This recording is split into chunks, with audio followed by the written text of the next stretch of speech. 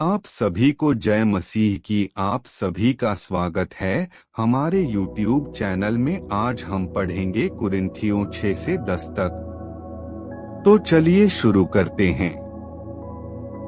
क्या तुम में से किसी को यह हियाव है कि जब दूसरे के साथ झगड़ा हो तो फैसले के लिए अधर्मियों के पास जाएं और पवित्र लोगों के पास न जाएं?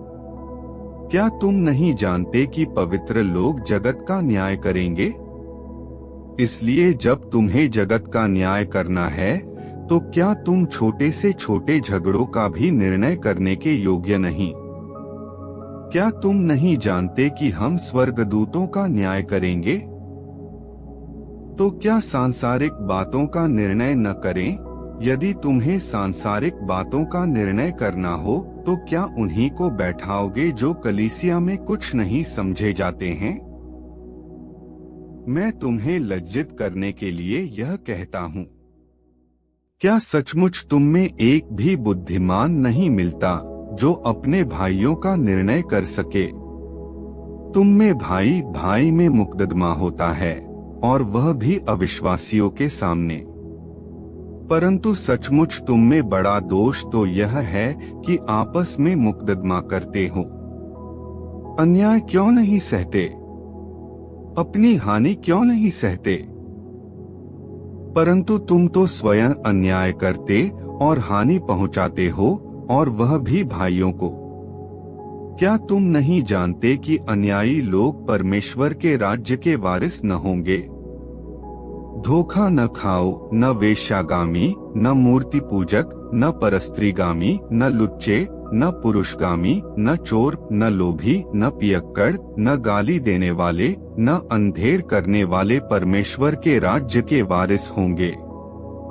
और तुम में से कितने ऐसे ही थे, परंतु तुम प्रभु यीशु मसीह के नाम से और हमारे परमेश्वर के आत्मा से धोए गए और पवित्र हुए और धर्मी ठहरे। सब वस्तुएं मेरे लिए उचित तो हैं, परंतु सब वस्तुएं लाभ की नहीं। सब वस्तुएं मेरे लिए उचित हैं, परंतु मैं किसी बात के अधीन न हूँगा। भोजन पेट के लिए और पेट भोजन के लिए है, परंतु परमेश्वर इसको और उसको दोनों को नष्ट करेगा। परंतु देह व्यभिचार के लिए नहीं, वरन प्रभु के लिए है, और प्रभु देह के लिए है। परमेश्वर ने अपनी सामर्थ्य से प्रभु को जिलाया और हमें भी जिलाएगा। क्या तुम नहीं जानते कि तुम्हारी देह मसीह के अंग हैं? तो क्या मैं मसीह के अंग लेकर उन्हें वेश्या के अंग बनाऊं? कदापि नहीं। क्या तुम नहीं जानते कि जो कोई वेश्या से संगति करता है वह उसके साथ एक तन हो जाता है? क्योंकि लिखा है, वे दोनों एक तन होंगे। और जो प्रभु की संगति में रहता है वह उसके साथ एक आत्मा हो जाता है। व्यभिचार से बचे रहो। जितने अन्य पाप मनुष्य करता है वे देह के बाहर हैं, परंतु व्यभिचार करने वाला अपनी ही देह के विरुद्ध पाप करता है। क्या तुम नहीं जानते कि तुम्हारी देह पवित्र आत्मा का मंदिर है जो तुम में बसा हुआ है और तुम्हें परमेश्वर की ओर से मिला है, और तुम अपने नहीं हो क्योंकि दाम देकर मोल लिए गए हो? इसलिए अपनी देह के द्वारा परमेश्वर की महिमा करो। उन बातों के विषय में जो तुमने लिखी, यह अच्छा है कि पुरुष स्त्री को न छुए। परंतु व्यभिचार के डर से हर एक पुरुष की पत्नी और हर एक स्त्री का पति हो। पति अपनी पत्नी का हक पूरा करे, और वैसे ही पत्नी भी अपने पति का। पत्नी को अपनी देह पर अधिकार नहीं, पर उसके पति का अधिकार है। वैसे ही पति को भी अपनी देह पर अधिकार नहीं, परंतु पत्नी का है। तुम एक दूसरे से अलग न रहो, परंतु केवल कुछ समय तक आपस की सम्मति से कि प्रार्थना के लिए अवकाश मिले, और फिर एक साथ रहो। ऐसा न हो कि तुम्हारे असंयम के कारण शैतान तुम्हें परखे। परंतु मैं जो यह कहता हूँ वह अनुमति है न कि आज्ञा। मैं यह चाहता हूँ कि जैसा मैं हूँ वैसे ही सब मनुष्य हों, परंतु हर एक को परमेश्वर की ओर से विशेष विशेष वरदान मिले हैं, किसी को किसी प्रकार का और किसी को किसी और प्रकार का। परंतु मैं अविवाहितों और विधवाओं के विषय में कहता हूँ कि उनके लिए ऐसा ही रहना अच्छा है जैसा मैं हूँ। परंतु यदि वे संयम न कर सकें तो विवाह करें, क्योंकि विवाह करना कामातुर रहने से भला है। जिनका विवाह हो गया है उनको मैं नहीं, वरन प्रभु आज्ञा देता है कि पत्नी अपने पति से अलग न हो, और यदि अलग भी हो जाए तो बिन दूसरा विवाह किए रहे, या अपने पति से फिर मेल कर ले, और न पति अपनी पत्नी को छोड़े। दूसरों से प्रभु नहीं परंतु मैं ही कहता हूँ, यदि किसी भाई की पत्नी विश्वास न रखती हो और उसके साथ रहने से प्रसन्न हो तो वह उसे न छोड़े। जिस स्त्री का पति विश्वास न रखता हो और उसके साथ रहने से प्रसन्न हो वह पति को न छोड़े, क्योंकि ऐसा पति जो विश्वास न रखता हो वह पत्नी के कारण पवित्र ठहरता है, और ऐसी पत्नी जो विश्वास नहीं रखती पति के कारण पवित्र ठहरती है। नहीं तो तुम्हारे बाल बच्चे अशुद्ध होते, परंतु अब तो पवित्र है। परंतु जो पुरुष विश्वास नहीं रखता, यदि वह अलग हो तो अलग होने दो, ऐसी दशा में कोई भाई या बहन बंधन में नहीं। परमेश्वर ने हमें मेल मिलाप के लिए बुलाया है। क्योंकि हे स्त्री, तू क्या जानती है कि तू अपने पति का उद्धार करा लेगी? और हे पुरुष, तू क्या जानता है कि तू अपनी पत्नी का उद्धार करा लेगा? जैसा प्रभु ने हर एक को बांटा है और जैसा परमेश्वर ने हर एक को बुलाया है वैसा ही वह चले। मैं सब कलीसियाओं में ऐसा ही ठहराता हूँ। जो खतना किया हुआ बुलाया गया हो वह खतनारहित न बने। जो खतनारहित बुलाया गया हो वह खतना न कराए। न खतना कुछ है और न खतनारहित, परंतु परमेश्वर की आज्ञाओं को मानना ही सब कुछ है। हर एक जन जिस दशा में बुलाया गया हो उसी में रहे। यदि तू दास की दशा में बुलाया गया हो तो चिंता न कर, परंतु यदि तू स्वतंत्र हो सके तो ऐसा ही काम कर, क्योंकि जो दास की दशा में प्रभु में बुलाया गया है वह प्रभु का स्वतंत्र किया हुआ है। वैसे ही जो स्वतंत्रता की दशा में बुलाया गया है वह मसीह का दास है। तुम दाम देकर मोल लिए गए हो, मनुष्यों के दास न बनो। हे भाइयों, जो कोई जिस दशा में बुलाया गया हो वह उसी में परमेश्वर के साथ रहे। कुंवारियों के विषय में प्रभु की कोई आज्ञा मुझे नहीं मिली, परंतु विश्वास योग्य होने के लिए जैसी दया प्रभु ने मुझ पर की है उसी के अनुसार सम्मति देता हूँ। मेरी समझ में यह अच्छा है कि आजकल क्लेश के कारण मनुष्य जैसा है वैसा ही रहे। यदि तेरे पत्नी है तो उससे अलग होने का यत्न न कर, और यदि तेरे पत्नी नहीं तो पत्नी की खोज न कर। परंतु यदि तू विवाह भी करे तो पाप नहीं, और यदि कुंवारी ब्याही जाए तो कोई पाप नहीं। परंतु ऐसों को शारीरिक दुख होगा और मैं बचाना चाहता हूँ।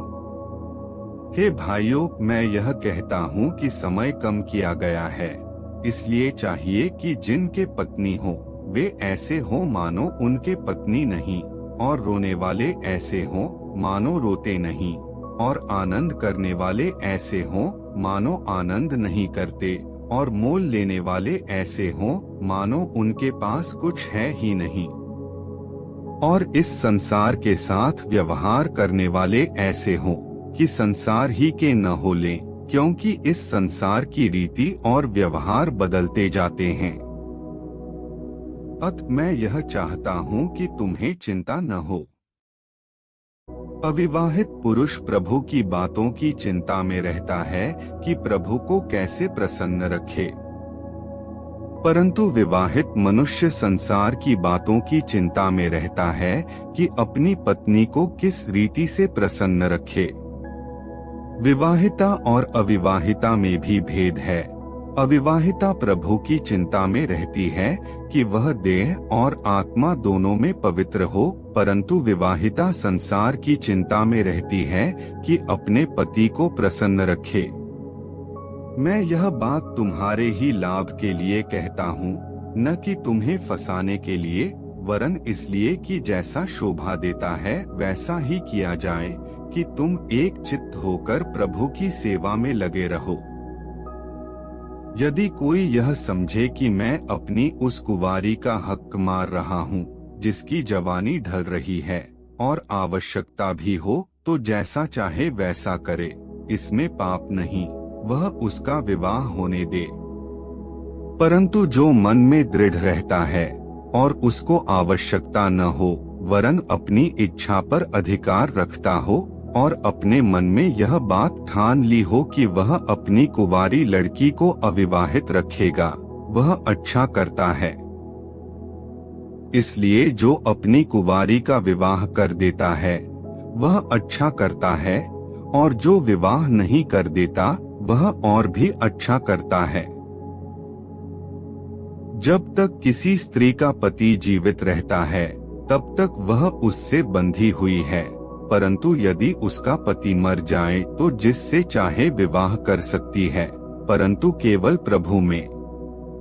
परंतु जैसी है यदि वैसी ही रहे तो मेरे विचार में और भी धन्य है, और मैं समझता हूँ कि परमेश्वर का आत्मा मुझ में भी है। अब मूर्तियों के सामने बलि की हुई वस्तुओं के विषय में हम जानते हैं कि हम सबको ज्ञान है। ज्ञान घमंड उत्पन्न करता है, परंतु प्रेम से उन्नति होती है। यदि कोई समझे कि मैं कुछ जानता हूँ, तो जैसा जानना चाहिए वैसा अब तक नहीं जानता। परंतु यदि कोई परमेश्वर से प्रेम रखता है तो परमेश्वर उसे पहचानता है। अत मूर्तियों के सामने बलि की हुई वस्तुओं के खाने के विषय में हम जानते हैं कि मूर्ति जगत में कोई वस्तु नहीं, और एक को छोड़ और कोई परमेश्वर नहीं। यद्यपि आकाश में और पृथ्वी पर बहुत से ईश्वर कहलाते हैं, जैसा कि बहुत से ईश्वर और बहुत से प्रभु हैं, तो भी हमारे लिए तो एक ही परमेश्वर है, अर्थात पिता, जिसकी ओर से सब वस्तुएं हैं और हम उसी के लिए हैं। और एक ही प्रभु है, अर्थात यीशु मसीह, जिसके द्वारा सब वस्तुएं हुई और हम भी उसी के द्वारा हैं। पर सबको यह ज्ञान नहीं, परंतु कुछ तो अब तक मूर्ति को कुछ समझने के कारण मूर्तियों के सामने बलि की हुई वस्तु को कुछ समझकर खाते हैं, और उनका विवेक निर्बल होने के कारण अशुद्ध हो जाता है। भोजन हमें परमेश्वर के निकट नहीं पहुंचाता। यदि हम न खाए तो हमारी कुछ हानि नहीं, और यदि खाए तो कुछ लाभ नहीं। परंतु सावधान, ऐसा न हो कि तुम्हारी यह स्वतंत्रता कहीं निर्बलों के लिए ठोकर का कारण हो जाए। क्योंकि यदि कोई तुझ ज्ञानी को मूर्ति के मंदिर में भोजन करते देखे और वह निर्बल जन हो, तो क्या उसके विवेक को मूर्ति के सामने बलि की हुई वस्तु खाने का साहस न हो जाएगा? इस रीति से तेरे ज्ञान के कारण वह निर्बल भाई जिसके लिए मसीह मरा नष्ट हो जाएगा। इस प्रकार भाइयों के विरुद्ध अपराध करने से और उनके निर्बल विवेक को चोट पहुंचाने से तुम मसीह के विरुद्ध अपराध करते हो। इस कारण यदि भोजन मेरे भाई को ठोकर खिलाए तो मैं कभी किसी रीति से मांस न खाऊंगा, न हो कि मैं अपने भाई के लिए ठोकर का कारण बनूं। क्या मैं स्वतंत्र नहीं? क्या मैं प्रेरित नहीं? क्या मैंने यीशु को, जो हमारा प्रभु है, नहीं देखा? क्या तुम प्रभु में मेरे बनाए हुए नहीं? यदि मैं दूसरों के लिए प्रेरित नहीं तो भी तुम्हारे लिए तो हूँ, क्योंकि तुम प्रभु में मेरी प्रेरिताई पर छाप हो। जो मुझे जांचते हैं उनके लिए यही मेरा उत्तर है। क्या हमें खाने पीने का अधिकार नहीं? क्या हमें यह अधिकार नहीं कि किसी मसीही बहन के साथ विवाह करके उसे लिए फिरें, जैसा अन्य प्रेरित और प्रभु के भाई और कैफा करते हैं? यह केवल मुझे और बरनबास को ही अधिकार नहीं कि कमाई करना छोड़े।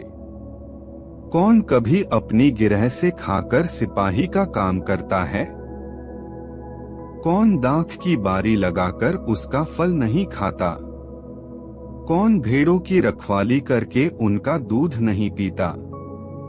क्या मैं ये बातें मनुष्य ही की रीति पर बोलता हूँ? क्या व्यवस्था भी यही नहीं कहती? क्योंकि मूसा की व्यवस्था में लिखा है, दावते समय चलते हुए बैल का मुंह न बांधना। क्या परमेश्वर बैलों ही की चिंता करता है या विशेष करके हमारे लिए कहता है? हाँ, हमारे लिए ही लिखा गया, क्योंकि उचित है कि जोतने वाला आशा से जोते और दावने वाला भागी होने की आशा से दावनी करे। जबकि हमने तुम्हारे लिए आत्मिक वस्तुएं बोई, तो क्या यह कोई बड़ी बात है कि तुम्हारी शारीरिक वस्तुओं की फसल काटें? जब दूसरों का तुम पर यह अधिकार है, तो क्या हमारा इससे अधिक न होगा? परंतु हम यह अधिकार काम में नहीं लाए, परंतु सब कुछ सहते हैं कि हमारे द्वारा मसीह के सुसमाचार में कुछ रुकावट न हो। क्या तुम नहीं जानते कि जो मंदिर में सेवा करते हैं वे मंदिर में से खाते हैं, और जो वेदी की सेवा करते हैं वे वेदी के साथ भागी होते हैं? इसी रीति से प्रभु ने भी ठहराया कि जो लोग सुसमाचार सुनाते हैं उनकी जीविका सुसमाचार से हो। परंतु मैं इनमें से कोई भी बात काम में न लाया, और मैंने ये बातें इसलिए नहीं लिखी कि मेरे लिए ऐसा किया जाए, क्योंकि इससे तो मेरा मरना ही भला है कि कोई मेरे घमंड को व्यर्थ ठहराए। यदि मैं सुसमाचार सुनाऊं तो मेरे लिए कुछ घमंड की बात नहीं, क्योंकि यह तो मेरे लिए अवश्य है। यदि मैं सुसमाचार न सुनाऊं तो मुझ पर हाय, क्योंकि यदि अपनी इच्छा से यह करता हूं तो मजदूरी मुझे मिलती है, और यदि अपनी इच्छा से नहीं करता तो भी भंडारीपन मुझे सौंपा गया है। तो मेरी कौन सी मजदूरी है?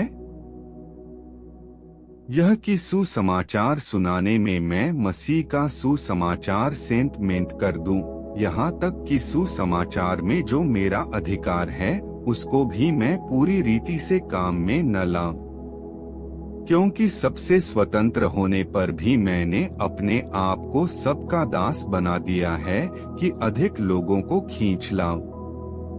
मैं यहूदियों के लिए यहूदी बना कि यहूदियों को खींच लाऊं।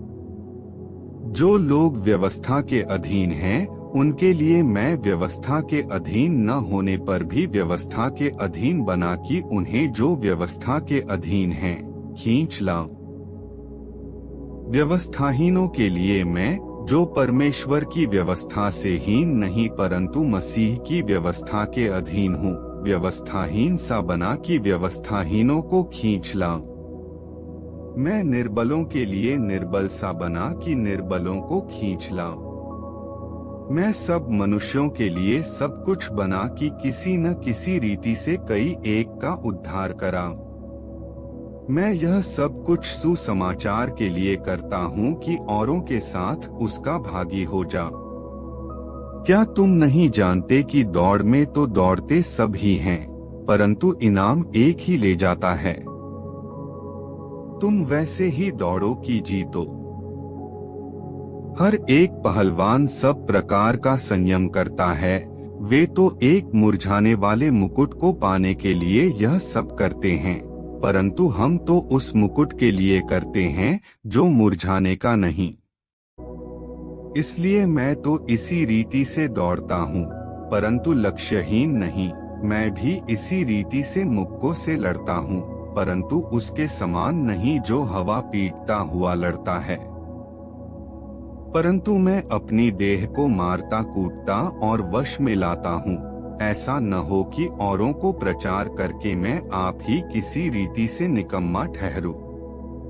हे भाइयों, मैं नहीं चाहता कि तुम इस बात से अनजान रहो कि हमारे सब बाप दादे बादल के नीचे थे और सब के सब समुद्र के बीच से पार हो गए, और सबने बादल में और समुद्र में मूसा का बपतिस्मा लिया, और सबने एक ही आत्मिक भोजन किया, और सबने एक ही आत्मिक जल पिया, क्योंकि वे उस आत्मिक चट्टान से पीते थे जो उनके साथ साथ चलती थी, और वह चट्टान मसीह था। परंतु परमेश्वर उनमें से बहुतों से प्रसन्न न हुआ, इसलिए वे जंगल में ढेर हो गए। ये बातें हमारे लिए दृष्टांत ठहरी कि जैसे उन्होंने लालच किया, वैसे हम बुरी वस्तुओं का लालच न करें, और न तुम मूर्ति पूजक बनो, जैसे कि उनमें से कितने बन गए थे। जैसा लिखा है, लोग खाने पीने बैठे और खेलने कूदने उठे। और न हम व्यभिचार करें, जैसा उनमें से कितनों ने किया, और एक दिन में 23,000 मर गए। और न हम प्रभु को परखें, जैसा उनमें से कितनों ने किया, और सांपों के द्वारा नष्ट किए गए।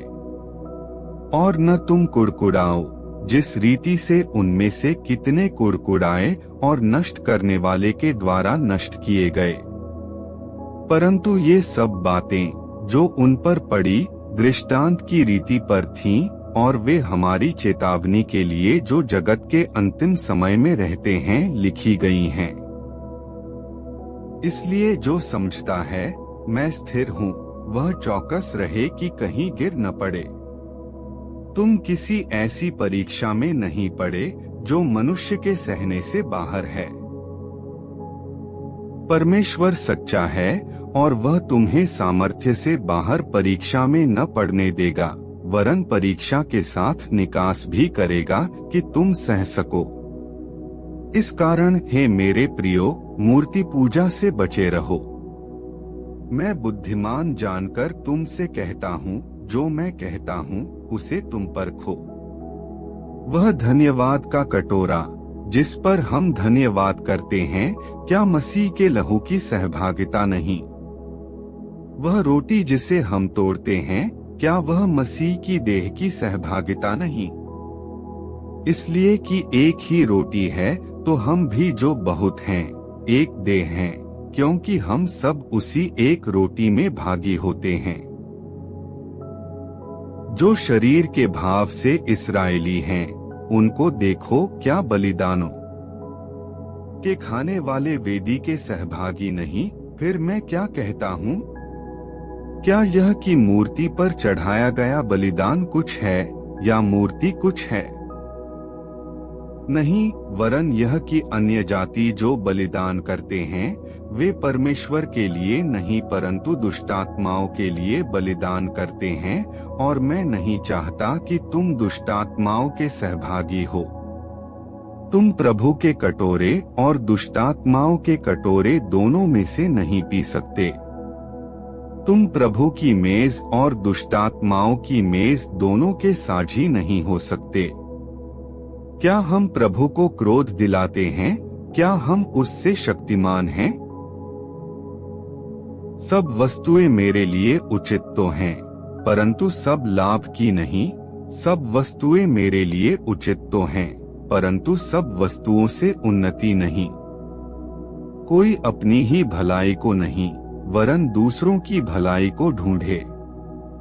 जो कुछ कसाईयों के यहाँ बिकता है, वह खाओ और विवेक के कारण कुछ न पूछो, क्योंकि पृथ्वी और उसकी भरपूरी प्रभु की है।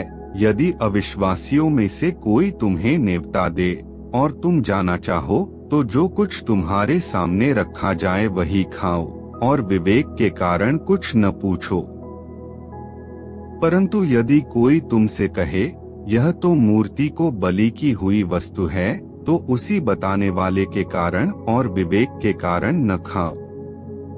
मेरा मतलब तेरा विवेक नहीं, परंतु उस दूसरे का।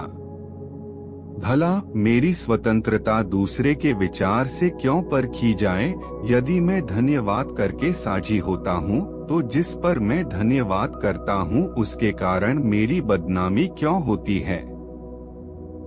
इसलिए तुम चाहे खाओ, चाहे पियो, चाहे जो कुछ करो, सब कुछ परमेश्वर की महिमा के लिए करो। तुम न यहूदियों, न यूनानियों और न परमेश्वर की कलीसिया के लिए ठोकर के कारण बनो। जैसा मैं भी सब बातों में सबको प्रसन्न रखता हूँ और अपना नहीं परंतु बहुतों का लाभ ढूंढता हूँ कि वे उद्धार पाएं। अगर वीडियो अच्छा लगा हो तो लाइक करें और हमारे YouTube चैनल को सब्सक्राइब करें और ज्यादा से ज्यादा सपोर्ट। धन्यवाद।